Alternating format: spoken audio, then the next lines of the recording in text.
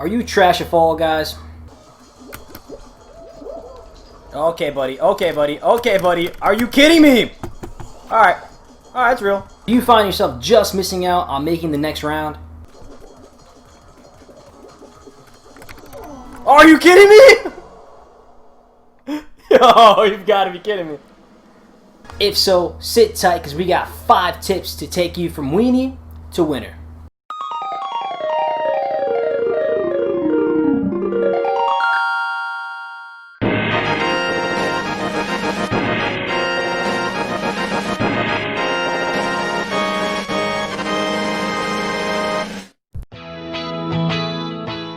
Alrighty, so tip number 1 is it's not always a race. I know the game may seem like you want to go as fast as you can, as hard as you can, and get across the line, but some of the puzzles actually reward you for being patient, waiting, and timing it perfectly.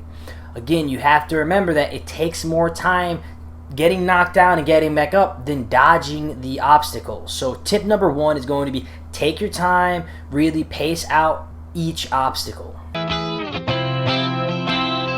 Tip number 2 is going to be team sports isn't necessarily about winning, it's about not losing.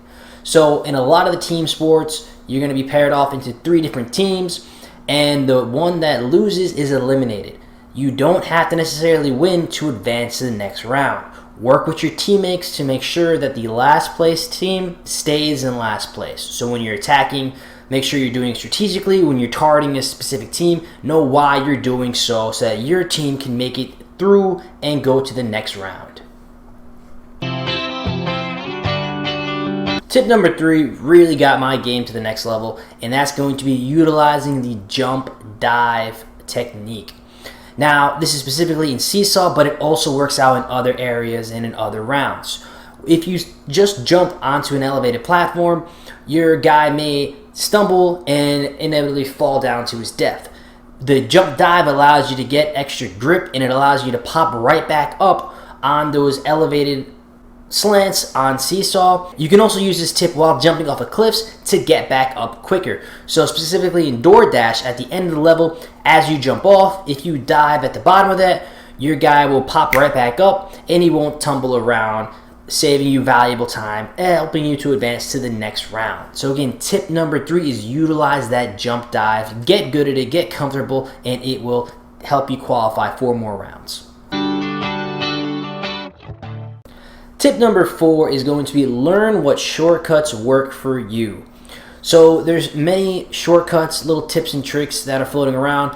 However, if they don't work for you, they're not going to help you move forward. So if you take a look at the Whirly map, there's a ramp area that you can either jump up, straight up the ramp, help you get to the next platform. You can jump on the little square boxes to help you get to the next platform, or you could run up to the wall, grab it, and pull yourself up. Knowing what you're good at executing and knowing what you're not so good at executing will help you to move through rounds much more clear than trying to hit every little shortcut. So if you're not as strong as the technique, if you don't have a lot of experience doing it, you don't necessarily need to do it.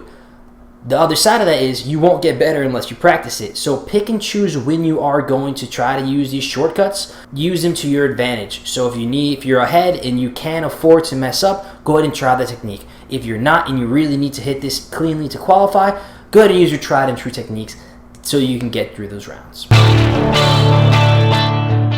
And last but not least, this game is going to make you toxic. You will rage, you will yell, you will not make sense of the physics of this game from time to time. It's very important to keep a level head while you're doing this. Each round resets. If you're eliminated, you also get a fresh reset. So do not harp on one specific thing. Learn from it and move on. You're going to spend a lot of time yelling at your screen, yelling as your guy is falling off of something that he shouldn't be falling off of. Don't fight it. Don't get down on it. Don't get crazy about it. Learn from it, move on, and get going. If you stuck around to the end, if you enjoy this content, let me know down below. I'm typically an MTG Arena guy, streaming a lot on that. Got videos up. So if you're interested in that content, let me know. I'll link a video up at top. You can go see some of me in action, actually. And if you want to see some more different content, specifically with the Fall Guys, I'm going to get into some probably Nintendo Switch stuff and some retro gaming. Let me know so that I can make it purposeful for you all. Thanks again for hanging out. Stay safe. Until next time, take care.